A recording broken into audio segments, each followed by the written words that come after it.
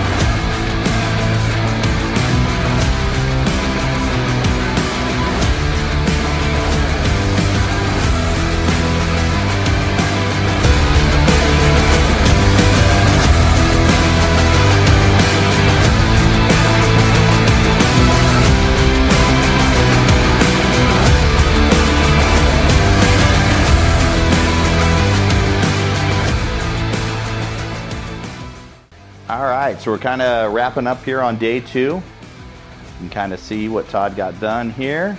The last part that you saw him doing there when he had all that measuring stuff out is he was putting in these small shims. Harley-Davidson has left a lot more slop in between the heads and the rocker arms than they used to.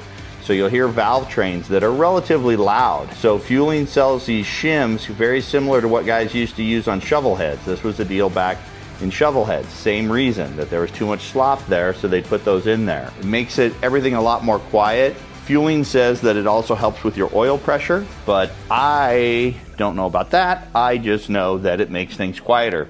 If you have an engine that has a lot of slop up there, you can really hear those valves going. So we've got the heads and cylinders on. We are just setting the end play for those. We have not torqued those down yet. We're gonna move forward. So tomorrow we should be able to wrap this sucker up. After that, it just needs dyno tuned. That's what we'll be doing after this. So stay tuned and check that out. Yeah, enjoy. All right, well, this is our 3rd day. We haven't been putting in full days, but 3rd day working on putting this 131 kit in here. So like we left off yesterday, we got the shims in the rocker arm so that they don't make a bunch of noise. We're getting ready to finish this sucker off. So we're gonna just I have a street tuner, a Harley-Davidson street tuner. We're gonna go ahead and just put a map in there for now. We're gonna get the oil changed over to conventional oil, because that's what we always do when we build a new motor, so that the rings seat. We're not gonna do a full dyno tune for a little while till I put some miles on it. We're gonna go ahead and do this the way that we're supposed to and not just dyno it right away. So yeah, check it out. We're just about done.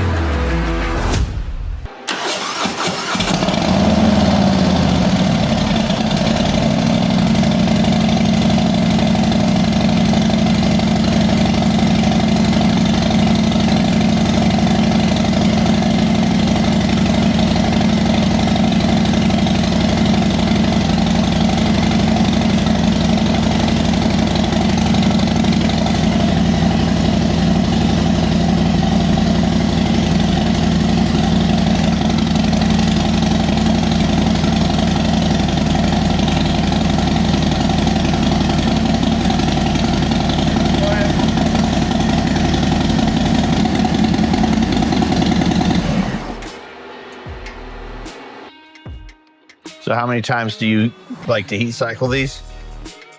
I like to do at least 3. First one is just like 1 minute. I'll touch the throttle. Just let it be. Yeah, let it go. Try to get the lifter's bled down and all that. Sometimes, most of the time I don't have problems, especially with these fueling lifters, but sometimes you'll have a noisy lifter. And one weird thing I figured out that in most cases, like you shut it off after a minute, let it sit for a few minutes and start it right back up, it'll quiet itself out. Okay. I don't know why. Maybe there's just an air bubble or something that needed to drain out. But most of the time, if you do what we did, where you saw how I oiled the pump, oiled the plate and all that stuff, but then as we went, I also backfed through that tensioner hole, and then once we got the top end together, spun it around like 10 times, and then we ended up doing that again. And priming all that stuff. All the oiling system. Yeah, try to get everything nice and primed, because the old school way of doing it was, before 2014, when they changed how the starter button works and all that, you'd sit here, pull your plugs, hammer on the start button until your light went on. Well, in 14, you can still kind of do that, but it times out after 10 seconds. Okay. And so I kind of got away from doing that on the newer shit. And then just as I'd gone, just doing it by hand, and plus when you had it all open, you could see the oil coming out. It's an extra step to not just seal that up as soon as you're done with it, but once, you saw how I just like having that extra aid, one, to find top dead center and do all that jazz, but also just because you can't get flow through that oil plate or that cam plate until you have the breathers in and you have the rockers on and you've kind of completed the circuit, and then it will do the thing. And I like to be able to see that we've got good flow coming out of there. Tells me I've got enough lubrication through that plate at the very least. All right, so that was successful. Todd was just explaining, the way that he primes the oil and all that stuff in there when he's doing these Milwaukee 8s. There's a lot of things you'll learn over the years from doing these engines. I had Todd help me with this one because I actually have not been a mechanic for a long time, and so Milwaukee 8s weren't even a thing when I was a mechanic. I became a service manager. I've been around a lot of them. I've watched Todd do a lot of things. I understand a lot of the theories on things, but it's definitely not something I wanted to just jump in there and do myself. So what we got going, we're going to get it put back together, and he's going to have a couple more heat cycles on it, and I can probably start putting some miles on it tomorrow even. Check it out. All right, so we just about got her back together. We got the tank on there, but we don't have any of the bolts or anything in it yet. Obviously the seat's not on. We're gonna start it up, make sure everything's working right, nothing's leaking, check for codes. A lot of times these things will just throw codes because you've unplugged stuff and plugged it back in. So let's check it out.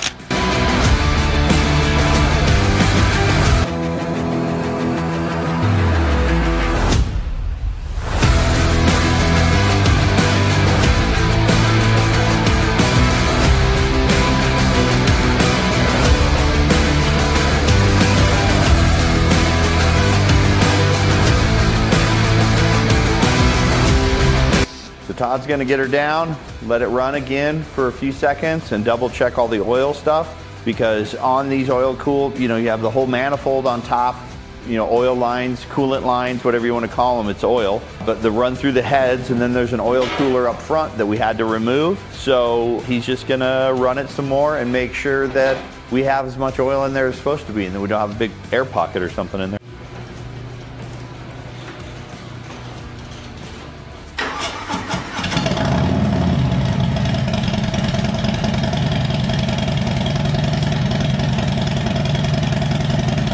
Actually, I like a lot of the exhausts I have now because they're not so loud. Rocking that chopper for many years with straight pipes and a shovel head. Well, right on. So Todd's gonna heat cycle that engine a few more times today, and I'll probably go pick it up from him tomorrow. I'm gonna put some miles on it before I have a dyno tuned. And Randy at the fort, where I'm gonna start working, coming up this Saturday, November the 1st, Randy's gonna dyno tune it for me here. I know it's kind of loud because we're right on Highway 34 here on the way up to Estes Park. You may be able to see the mountains in the background on the other side of that sign. But come see me at the fort, and I'm actually gonna take you inside and show you what that looks like and won't be so darn loud.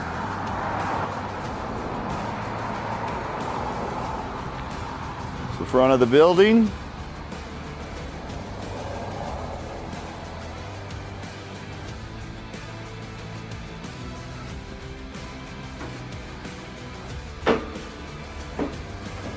Randy built all this stuff. The door.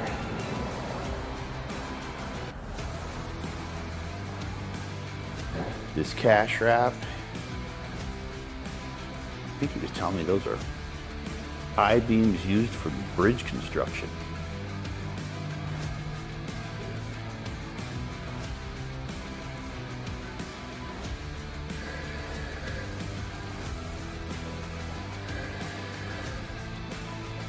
Sounds like something's smaller. Check this out upstairs.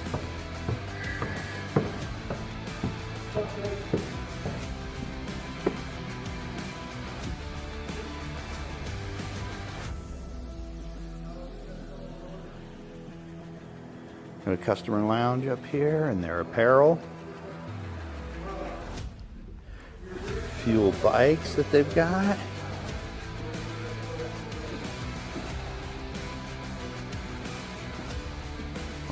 Panhead.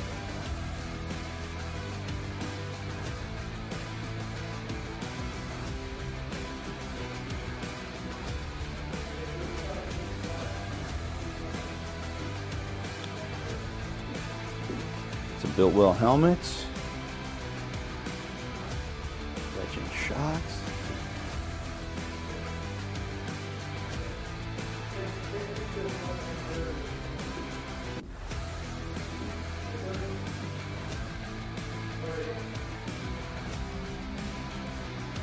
So this is where you'll be able to find me.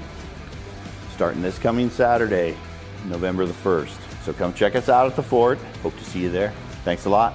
Like I said in the past, make sure you like and subscribe to our channel, share it with your friends. The more people that watch these videos, it helps me a lot. It makes YouTube show it to just more people, which is kind of bizarre, but that's what it takes. So the more you can share it with friends and get them to watch, it really helps me out.